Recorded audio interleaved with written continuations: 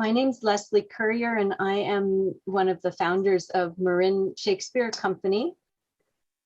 We've been working for 18 years in California state prisons using Shakespeare and autobiographical storytelling as techniques to encourage people who are incarcerated to get in touch with their own creativity and to jumpstart their own healing.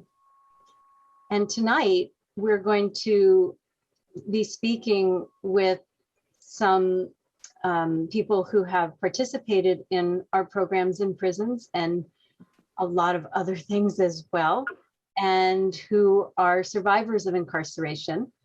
We're going to be talking with them and some of their support network about the challenges of surviving incarceration and how we can all support people who are coming back to society. So John Wyndham is one of our panelists. He's here with Melissa, and their organization is called We All We Got. They are creating a transitional home.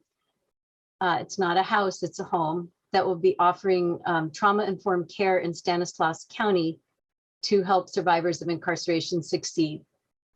And William Palmer, who's here with Michelle Wood, their organization is called Life After Next, and it empowers returning citizens and at-risk youth and system-impacted individuals with the tools they need to champion their lives.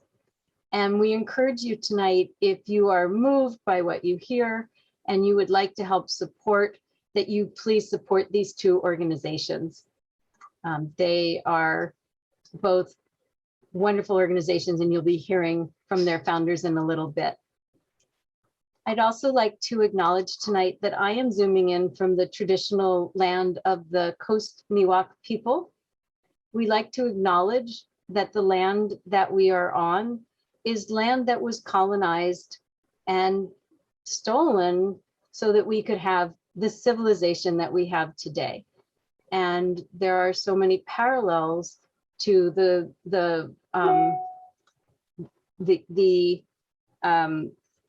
way that people in this country have treated indigenous people and the way and mass incarceration. And so it's a good reminder to acknowledge that even though we love our country and I wouldn't want to live anywhere else, that there are many things about the history of our country that we need to come to terms with so that we can fix them and have a better future for our generations to come. So I'm going to start just by sharing a little bit of information about mass incarceration and why we should care. The United States has 5% of the world's population and 25% of the world's and incarcerates 25% of the people on this planet who are incarcerated. That is, to me, a very shameful statistic. And it hasn't always been that way. Mass incarceration, as we know it, started in the United States around 1973, when politicians from both sides started using rhetoric about being tough on crime. And around 1973, the United States incarcerated just over 300,000 people. And the Scandinavian countries altogether incarcerated just about 300,000 people. Today, we incarcerate about 2.3 million people, and the Scandinavian countries incarcerate just over 300,000 people. The increase in incarceration is not something that had to happen. It's not something that happened because Americans are so much more criminal than other people. It happened because of our politicians creating mass incarceration. And starting in 1984, in this country, we built a new prison every week for a 20-year period. Those prisons cost a lot of money to build. In California, during that 20 years, we built 21 new prisons. During that time, California built 4 new universities. So 95% of people who are incarcerated will return home someday. And I want to tell you that although California has a pretty high recidivism rate, and depending on how you the recidivism rate is determined differently by different people, but it's somewhere between 40 and 60%. People who serve life sentences have a recidivism rate of under 1%. And people who survive prison, depending on how long they've been in and where they've been incarcerated and what programs they've had access to, have different needs when they come home. But 95% of the people we incarcerate will come home someday to be my neighbor and your neighbor. So it behooves us all to care about supporting people who come out of prison to make our world a better place. And I'm going to ask our panelists if you'd like to add any thoughts about the history of mass incarceration. That was just a brief overview. I encourage you all, everyone, if you haven't seen it, to watch the movie The 13th and to read The New Jim Crow. If anyone wants to add to that. Yes, a little bit about myself before I talk a little bit about. I'm the son of William Monroe Palmer I, who was a Marine, and he came home feeling disenfranchised and once again being called names other than his birth name, his country. And he realized that the people he was fighting over in Korea had never done anything to him. So he joined what we know as the Black Power movements of the 60s, and he left his family and sacrificed being with his family to be a part of the cause. I mention this because it's in my DNA. I never really spent time with my father. I've seen him a number of times, you know, on one to two hands. But I take after him quite often, not just namesake wise, but my activism is in my DNA. When we talk about reparations in this country, we like to think about slavery in a time hundreds of years ago when none of us were around. However, when I talk about reparations, I talk about the times where my father had to go fight in order for me to live in this country without black and white sinks or faucets, where I could have the right to be bused to a school system and district that didn't want me and treated me like a red-headed stepchild, we used to say in our community. He fought for the right for me to be arrested some years later and sent to prison for natural life and hope to die in there because of a botched robbery at age 17. But when I talk about reparations, I'm talking about the time when the CIA, to fund a secret war in South America, put guns and cocaine in my community and caused it to go from at least a working class community into a place we call the ghetto now, where people went to die, people went to prison, people went to be less than human beings, and then they pointed at us and said, see, this is why we treat them the way that we treat them. So when we talk about reparations, or when I talk about reparations, I talk about reparations within my lifetime that affected me, see? And I don't blame a person or a skin complexion, I blame a system that was set up to do just that. And nobody was brought to bear the responsibility and accountability for doing that. And so when Leslie classified us as survivors of prison, yes, I survived prison, but I classify myself as a thriver, because despite the challenges and the pushback from the system, I overcame all that and stood up proud like my ancestors would have wanted me to, and fought the system instead of being like some people and say, well, I'll just put my head down and get through parole and leave this system to the next person who has to put their head down and get through parole or prison. No, the buck stops with me. The buck stops right here where I need to stand up and do something. And I can't let a day go by thinking that if I didn't speak out and act out, that the next William Palmer that's coming through the pipeline from high school dropout to prison and then parole will face the same brutal abuse that the system was set up and designed for. So when we talk about the history of this country, I don't have to go back hundreds of years. I could just speak in my lifetime. And I am proud member of All of Us and None as well, the organization that hires me to do my daytime job, my full-time job that barely pays my rent in San Francisco.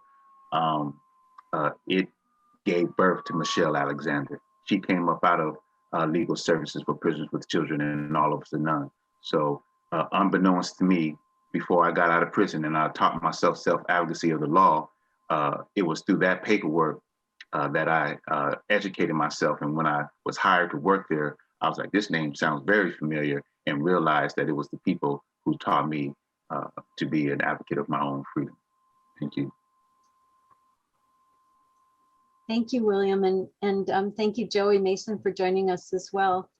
I wanted to start by asking each of you to just tell us a little bit about your story.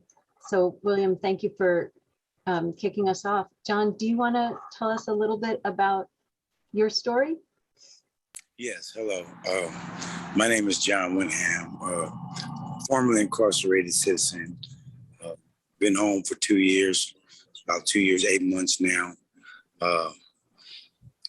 Discharged parole. Activist, community leader, and most importantly, CEO of We All We Got. I went through the parole system. I went to transitional houses, right? I experienced it. I experienced the trauma that we experienced, and I just have the balls to talk about the traumas we face out here from post-incarceration and coming out here into a new world. My goal is to provide a place where we could feel safe and comfortable talking about the things we go through being out here in the free world after so long a period of incarceration. That is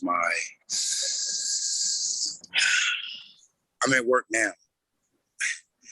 I'm at work right now picking up someone from prison at 6 o'clock to take him to the Bay Area, because I know how important it is for someone that was incarcerated to be there for someone that's coming home, because only we get it, truly. Doesn't get it, but it's a little more in depth when you went through the experience yourself. So I want to be the one, along with my wife, who's my champion, that helped me, that continues to help me on a daily, that know what post-incarceration does to an individual. No one else better to help, welcome our brothers and sisters home, because we get it. We went through it. And we want to provide homes for them, not houses, not warehouses, not cattle, stock, but human beings, right? I want to bring them into a home, so when they leave, they already know what home feels like, so they'll go to a home. And we want to provide that for them. Thank you. Thank you. Joey, would you like to introduce yourself and tell folks a bit about your story? Yeah, my name is Joey Mason. Hello, everyone. To my brothers, John and William, how y'all doing? And to people I don't know, nice meeting all of you. Yeah, my name is Joey Mason. I too was incarcerated. As a matter of fact, John and I were together at San Quentin for quite a few years, and we were fortunate enough to be at a prison where it afforded us the opportunity to change and also thrive in an environment that was not necessarily conducive to healing and recovery and so on and so forth. But we made the best of it. I can tell you that. John and I were involved in a lot of stuff together. I myself I was given 25 to life under 3 strike law, and I did 20 out of 25, and I just made a conscious decision that no matter what, I was going to change and then try to make a difference. So I started making a difference on the inside. I can also say that Shakespeare was a big part. Marin Shakespeare came in and said that it's okay to be a clown, and I took advantage of that, and it was a lot of fun. But so I've been home since August 20th of 2000. Of 2018. I will say this: prison was not easy. The level 4s, the level 3s, the different places that I had to live in that were extremely violent. Some people had it worse than I did. I can say that, like I said, once I got to San Quentin, things had changed, definitely. But 2018, August 20th, it'll be 3 years in August 20th, actually. So I went to transitional housing. I took advantage of every opportunity I could possibly take advantage of. And sometimes that isn't always, that isn't enough sometimes. I just talked to a guy named, I'll use him as an example because he's been struggling. He's worked hard to really try to make a life for himself. And that's a guy by the name of Aaron, who used to be part of Shakespeare. And he's been struggling. And so all I could do is lend support and encouragement to him, and also reach out to us brothers that are not considering using any kind of substances at all whatsoever. But yeah, so for me, I made up my mind before I got out that I was going to do something positive. So in my case, I was fortunate enough to have the chief of probation of Alameda County recognize the work I did on the inside. She offered me a job as the first community outreach worker to be hired with the lived experience. So I get to work every single day for the last, 2 years, a little over 2 years. I get to work with people who are struggling with addiction, people coming out of jail, people coming out of prison. As a matter of fact, John's organization works with Alameda County Probation, and they're part of going and picking guys up and bringing them right to where I work at 400 Broadway. It's a small world. Here we are, right? I'm bringing one tonight. Oh, well, thank you. Hopefully I'll get a chance to meet him. So, but yeah, so the bottom line is just fortunate enough to make up my mind long before I ever got out to make a difference while I was inside. One of the things they say is you have to become free on the inside before you become free on the outside. And I really believed it, because it got to the point where I didn't know or care when I was going to get out. I knew that eventually they were going to let me go home, or I was going to die in there.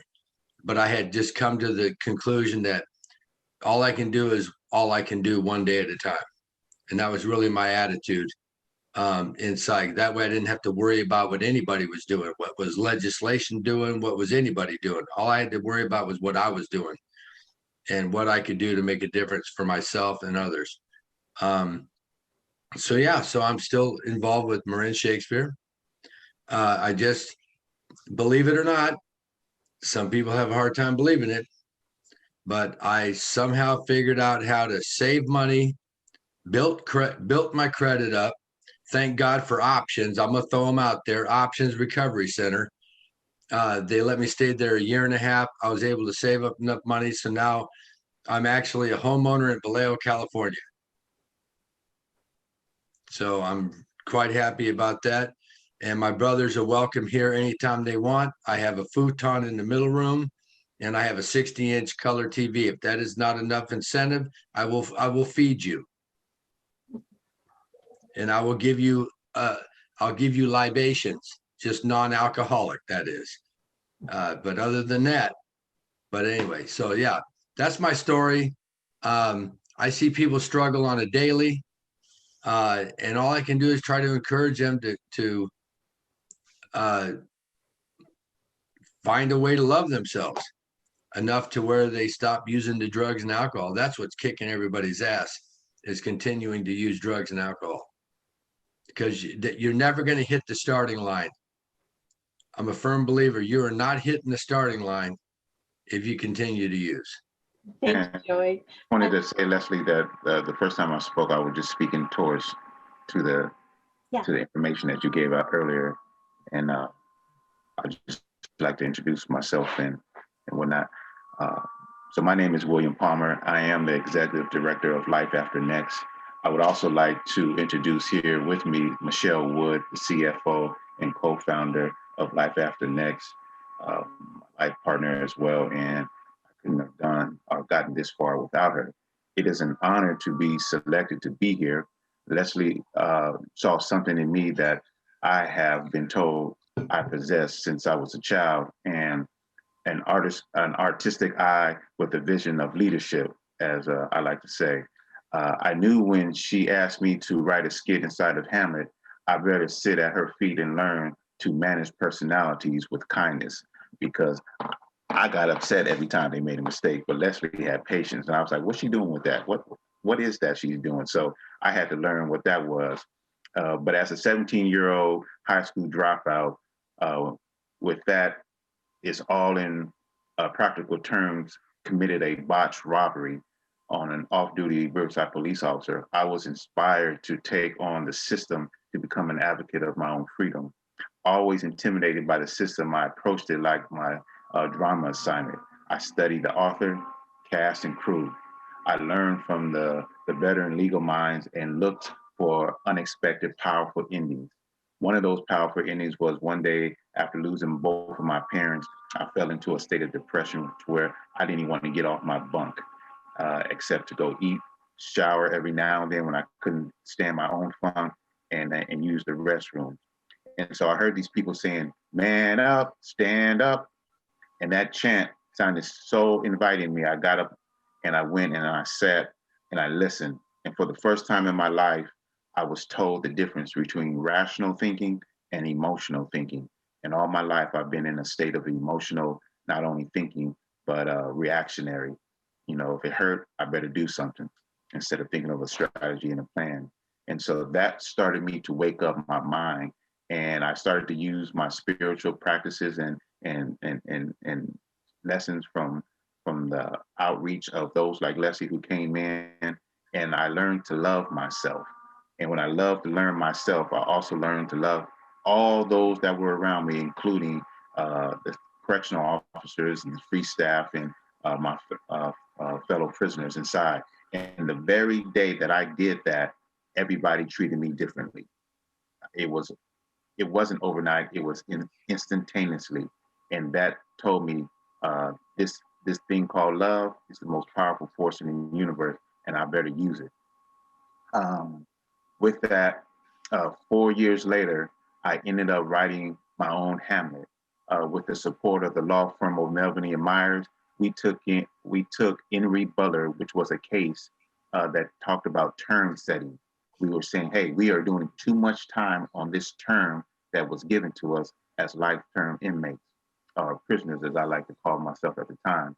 So with this, and with SB 260, which is a youth offender law, we created Henry Palmer 1, 2, and 3. We changed the law to allow thousands of incarcerated youth tried as an adult to go free. And however, my freedom after 31 years was still in jeopardy. The day I got out, which I had no idea anybody was going to pick me up, so I understand what John is talking about. I had no idea. I had a bunch of boxes and was led out gate 9 to a parking lot, thinking I was going to have to carry all this by myself on some type of bus, train, airplane with $200 gate money. But my family was there. They surprised me, and it was the biggest relief I ever felt up to that point. My transition from prison to parole was a traumatic and classic as any historical event ever told in history when we're talking about race relations, right? It was a play you wouldn't believe if it was based on a true story. The parole officer that terrorized me is no longer allowed to be an agent. I was told, just put your head down, do what he tells you, don't antagonize him. I said, that's not what I'm doing.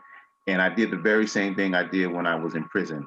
I said, I'm gonna love myself again because he's causing this triggering of this hatred and this emotion of anger and resentment.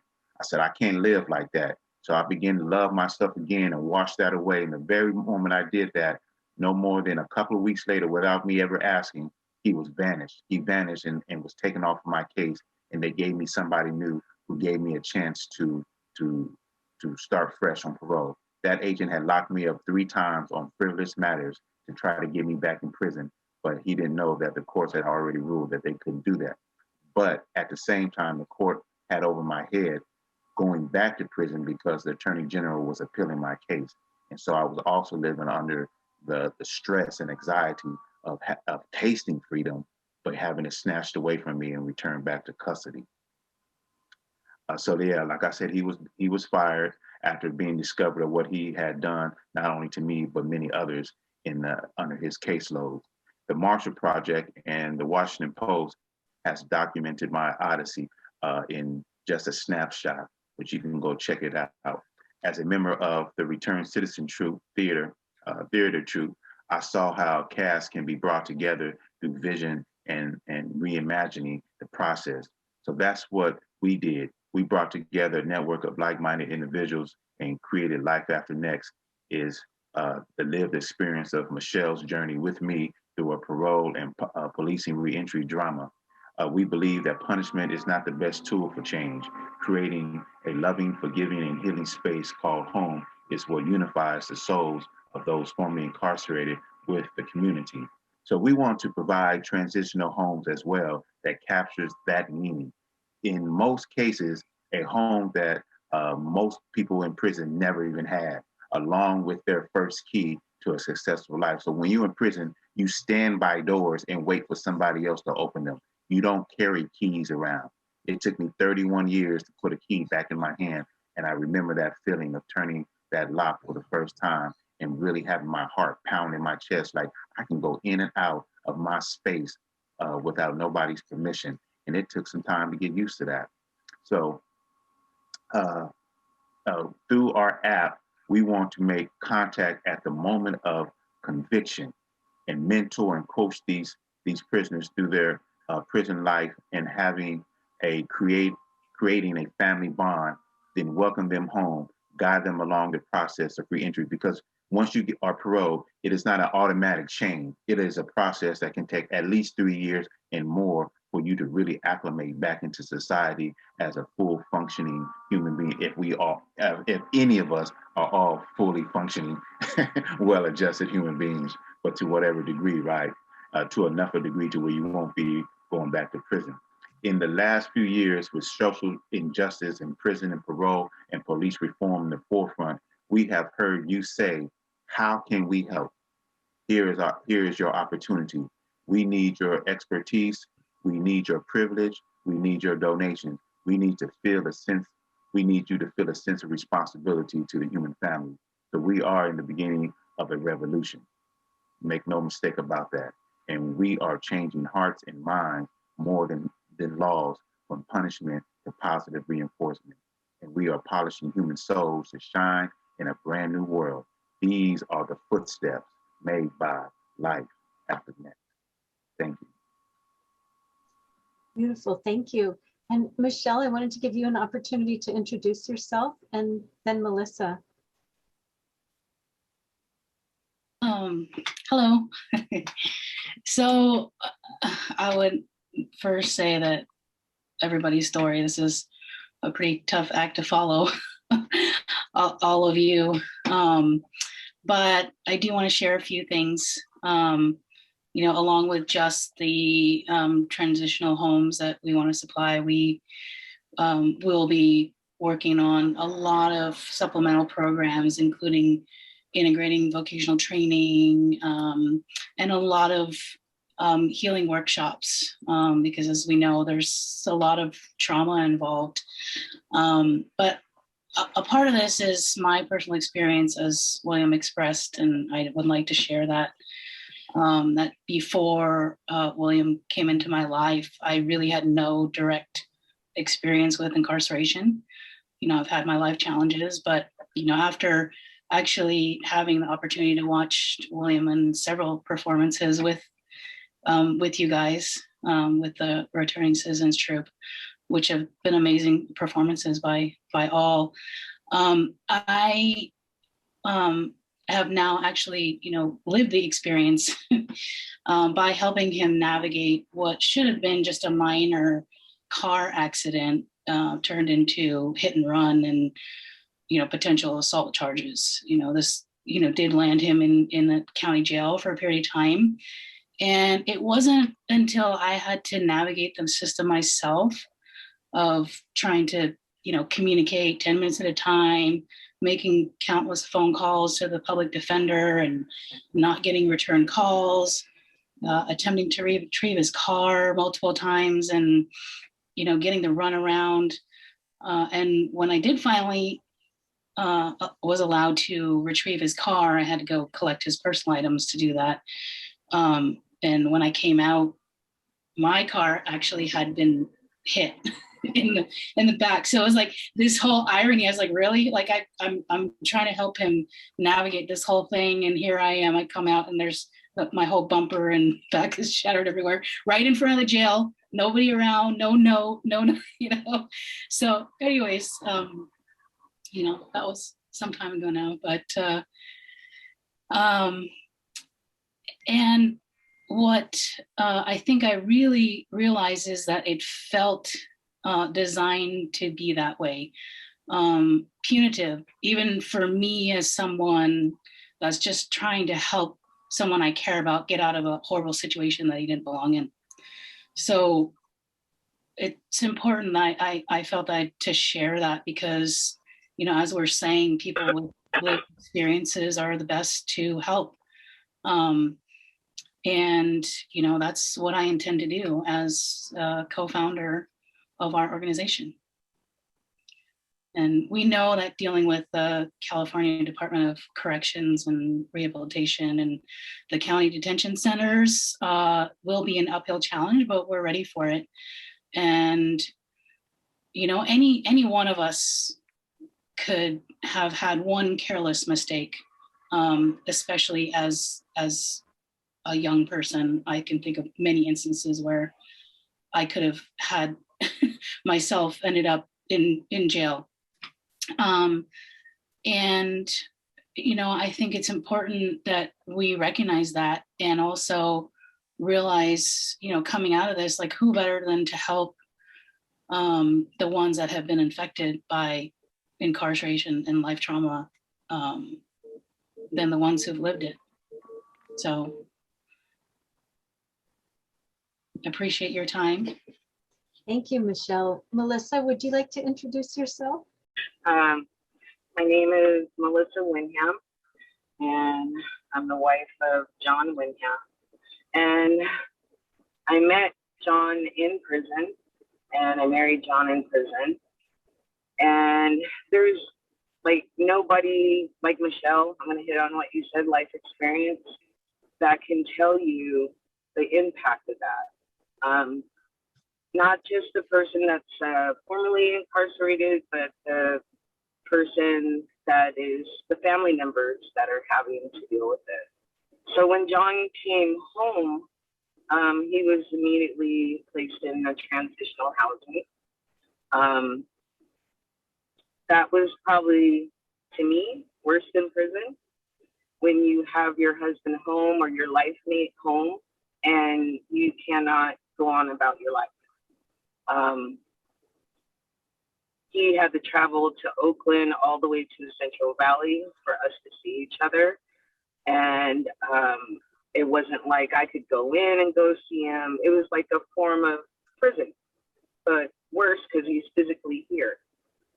So prior like when he was in prison, we talked about transitional housing, but having that experience of going through transitional housing and seeing other transitional houses, and we said we needed to make a difference because that's not the type of place we want returning citizens to come home to.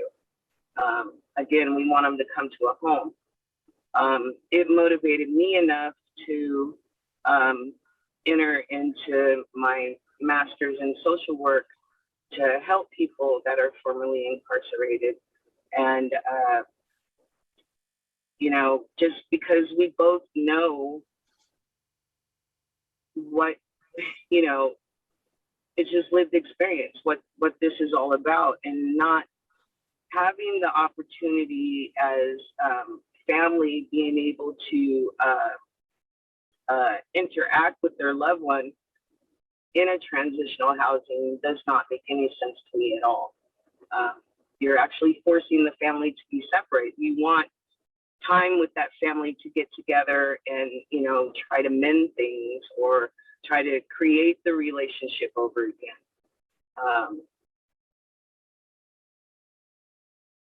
Let's see, what else is, that's probably about it that I can say. John says it all. He says it so much better than me. But yeah, so this is a passion of both of ours, not only to help adults, to help children as well, people in the juvenile system. That's extremely important. And John has a way that I've seen like no other, a person who can interact with young people and get them on the right path early. So, and we definitely can't forget women. Women incarcerated are really left out in this system. And I mean, it's big goals, but I know we'll get there. We'll absolutely get there. Thank you. Thank you so much, everybody. You all have talked about some of the challenges that people face when they get out of prison. If there's anything else you'd like to share, I mean, $200 and a change of clothes. You don't know if someone's going to pick you up or not sometimes. Often when somebody gets a date to get out of prison, not everybody realizes that in California, there's a 3-month period during which that date can be taken away by the governor's office. And sometimes when you do get out of prison, you only have a few days notice, not a whole lot of time to prepare. So you get out sometimes having been inside for decades, not understanding or having access to technology, with support networks of people who you know, may or may not be there for you. I don't know if you want to elaborate about the challenges and then where you found support when you got out, and then we'll I know I want to give you all both a chance to talk about your organizations a little bit more. I know we have a presentation, a Life After Next presentation to share with the audience.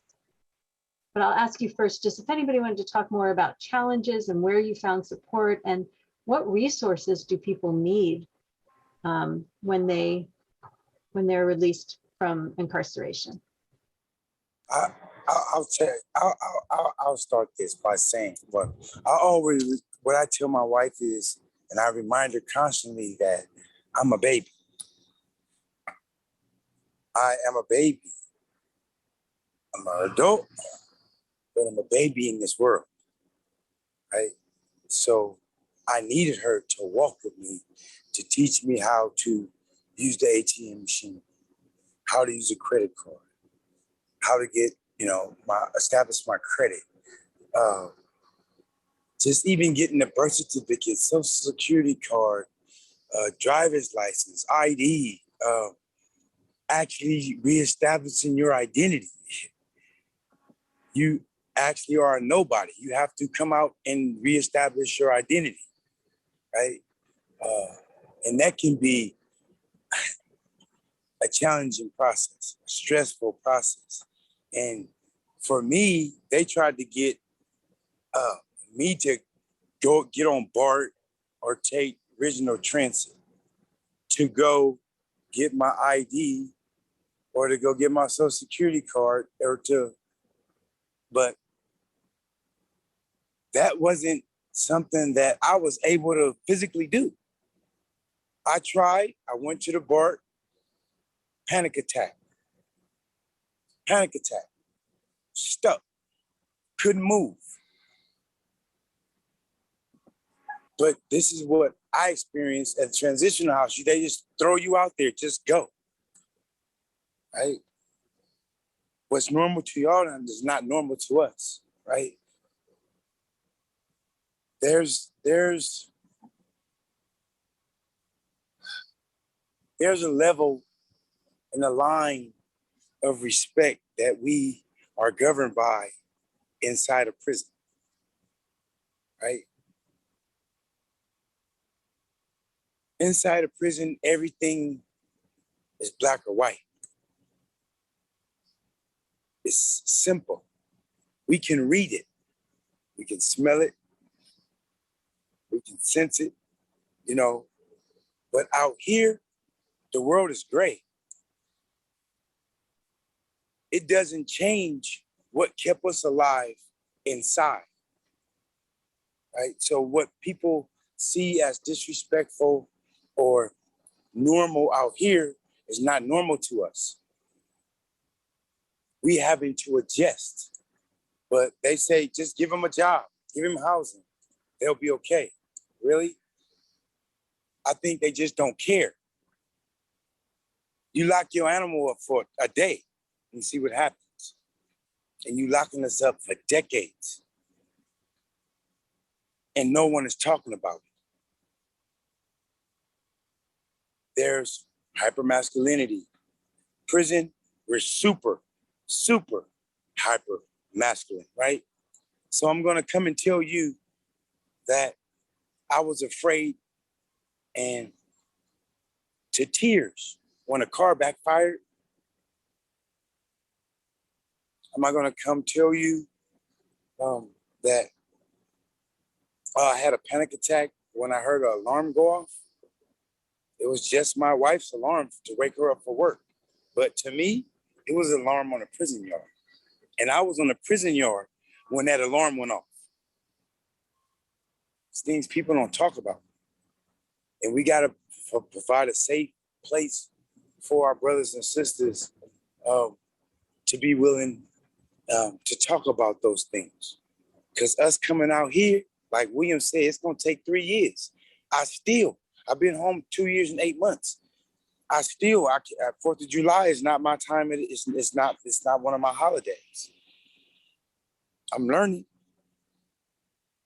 but I'm like a child, just hearing fireworks for the first time. So we want to provide that support. And if I didn't have that support from my wife, me personally, I think I would have went through a lot more than William, and I probably would have been causing it.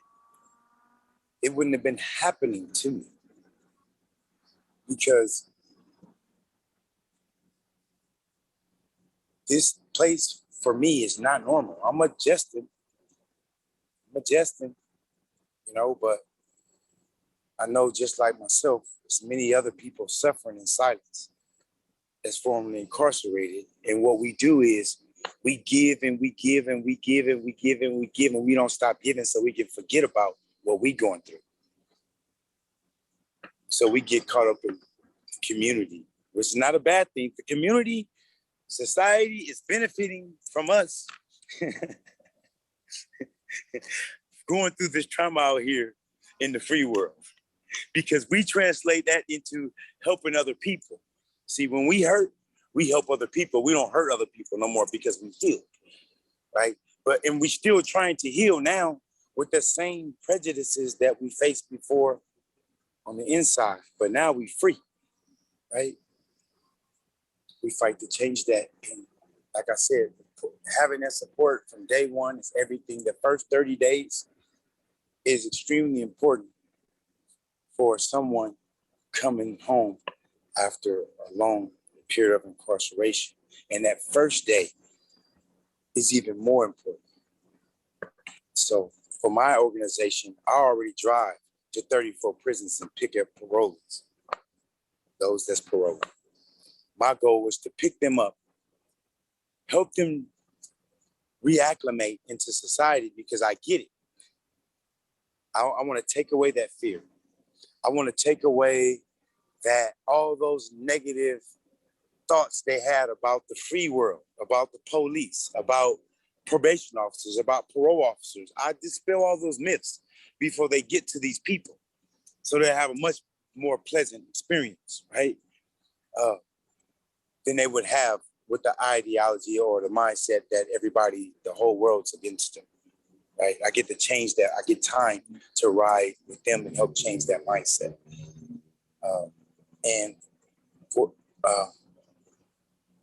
I'm batting 100. I ain't lost one yet. Not one's returned. Not another rider that I've had 2 years have returned. But my goal is to take them to my transitional house, not take them and drop them off somewhere else where I don't know, or I do know where they're going. You know, all transitional houses and transitional homes are not good.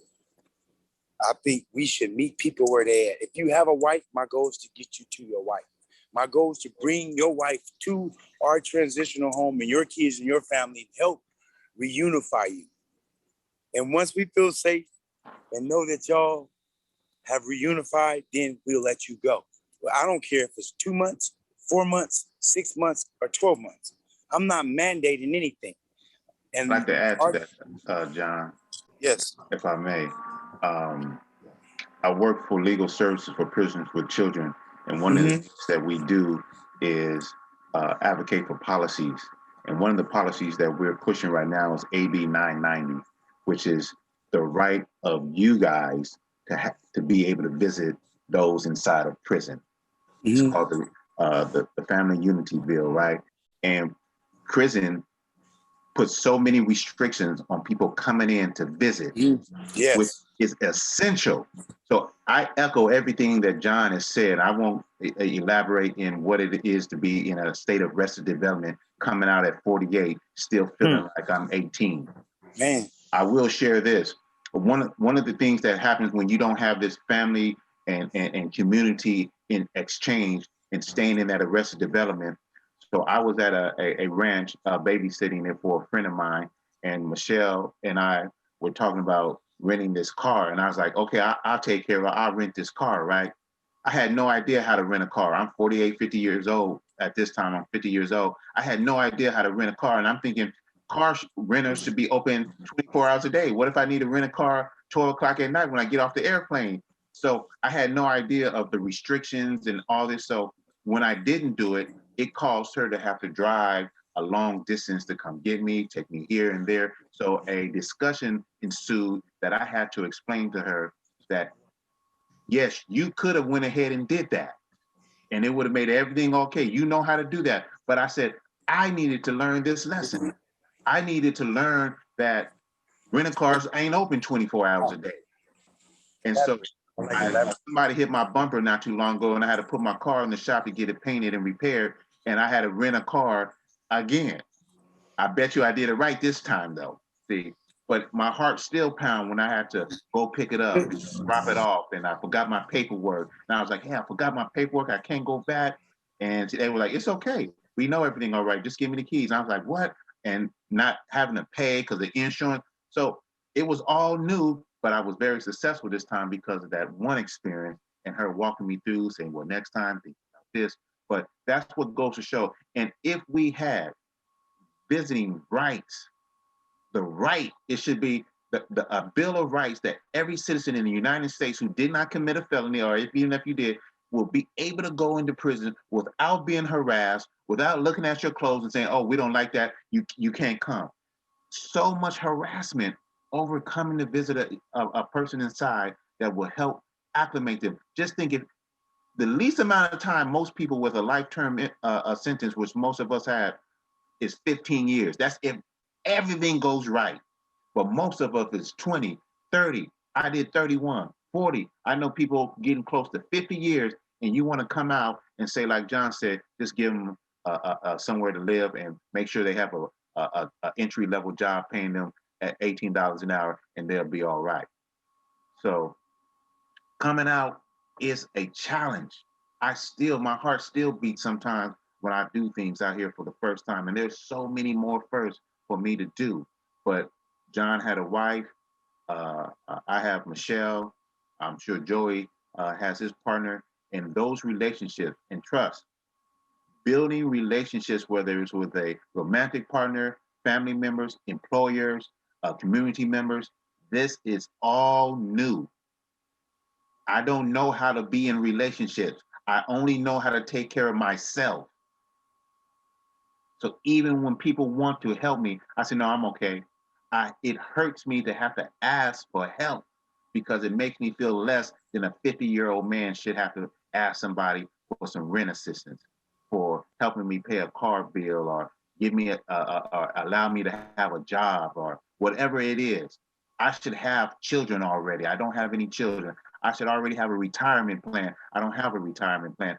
All the things that my peers that didn't go to prison, all the things that they have, I don't have those things. And it makes me sometimes feel less than. So the things that John and Joy and I do, we help each other. Joey calls, hey, I need somebody to go in the juvenile hall. Or John say, hey, I need somebody to come up the SAC to pass out some food. We help each other in the organizing and helping our communities. And it's sometimes hard even for us to ask for help. So we want to put those resources in place. Life After Next want to create an app that a person, when he's in prison, and he or she is in prison, have those resources already available for them, already knows what they'll have when they get out, and then we'll be able to proceed with them. And if you see our logo, it's two people with footprints in the sand joined together as one. And that's what we want to do, join together as one and help them walk the rest of their life that's next after prison. And as I say, we all we got. If we don't help each other, I just wanted to we'll say, perish together sooner or later. I just had up the We All We Got website on the screen, and the link is also in the chat. And I do want to make sure that we have time to show some information about Life After Next. So William, I'm going to put your slideshow up, and you tell me when to go to the next slide, and let's talk through that. And then hopefully we'll have a little bit of time for a few questions with our audience as well. So this is truly a life purpose that we see. So when we see Life After Next, and that our mission is to empower the previously incarcerated and transitional age youth and the system impacted individuals to champion their next life, this was envisioned while we knew on our bunks what we were facing. You can go to the next slide. And I'm gonna let Michelle take over because she created this slideshow, so she knows it probably better than I do.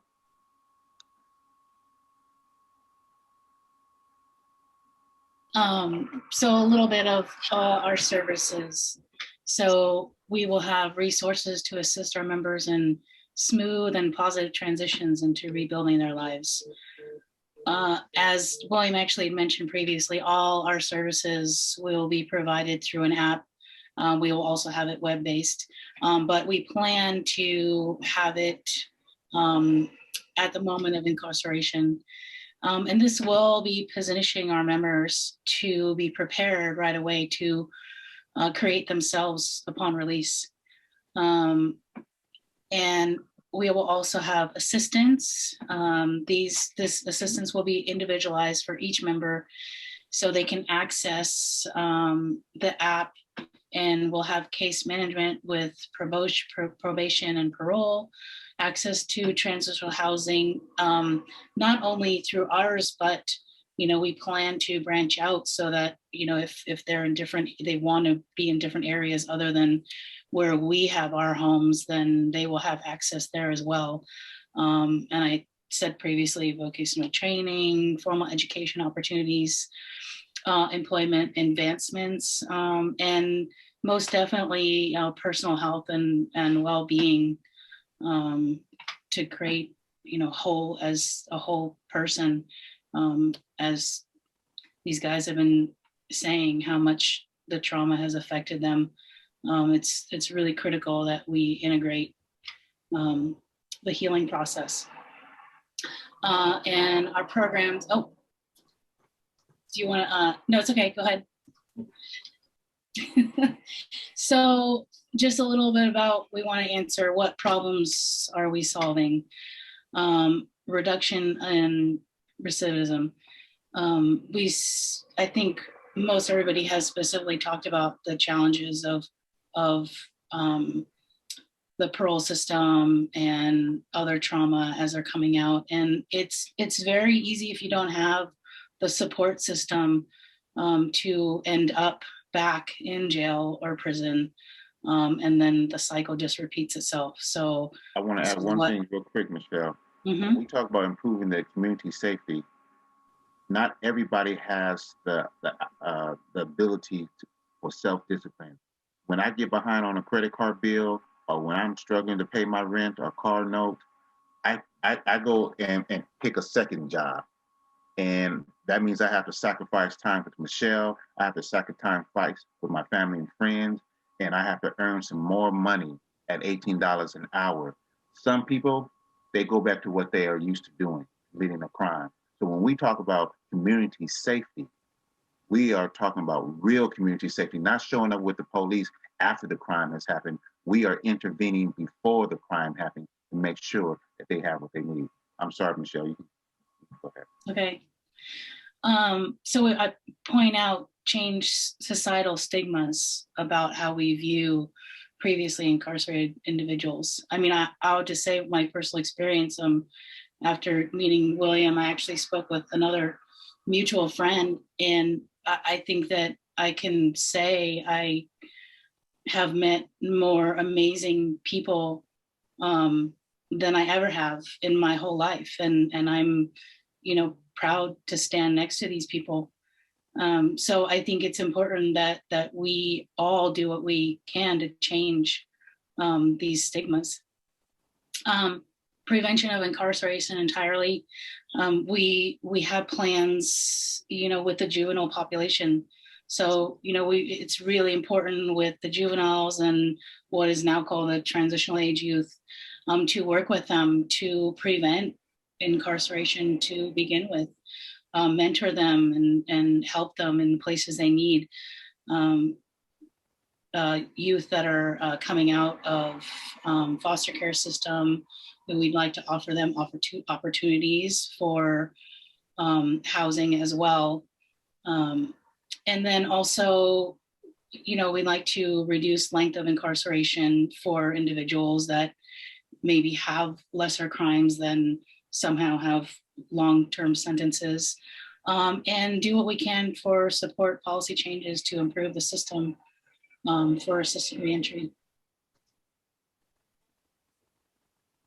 We pretty much told you who we are, and these slideshows will be made available if you want. Yeah. More. I mean, I guess William was trying to encourage me to talk a little bit about myself. So, I am a, first-born generation Chinese American woman, and have had my fair share of challenges. I struggled with being in a marriage with spousal abuse with a young child, and left pretty much bankrupt, and had to build myself back up to where I am, obviously before I met William, but it is made me the person that I am and the strength that I have, and I want to share that with others, because the things that I've experienced has made me strong, and I think that I have a lot that I can offer to help people in situations where they've had similar traumas, and encourage them that you can always come back and stronger. Sure. So how you can help, we are in the process of looking at purchasing a building. So obviously donations would be appreciated. Do you want to continue, William? So just today, I was in talks with people in San Francisco.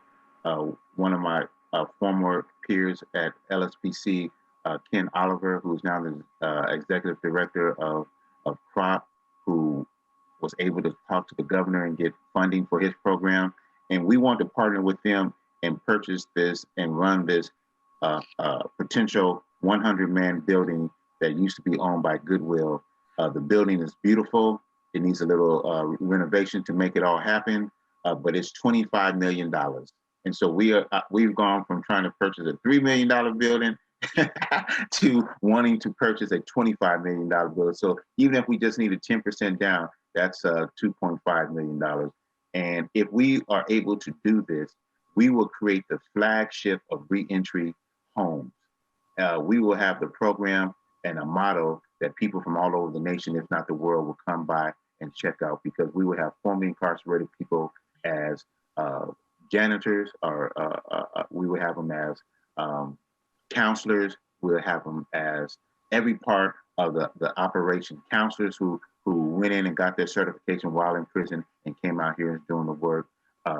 You name it, we want to employ a diverse group of people. We want equal amount of men and women, professionals, different nationalities and cultures. So we will have a program that will definitely be the beacon of reentry, and be able to talk to the mayor and the police chief and the sheriff, which I do on a regular basis, to make sure we're well funded and keep those beds open.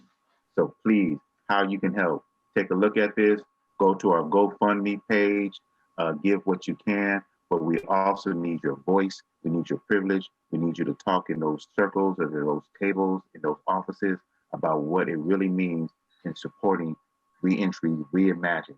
Not your grandfather's reentry program, where we just lock them up and throw their key in and lock them up again when they come out, but your generation's reentry plan, your children, the college students I talk to. It is this time, right now, this revolution of change that we are asking you to step up to and be a part of history making. This, when we look back 20, 30, 40 years from now, we will be in history books talking about, at this time, where were you in the change that we were making in the United States of America, if not the world. We strongly encourage you, if you were moved by what you heard tonight, to please support these organizations. They are visionary, and they're going to help make our world a much better place.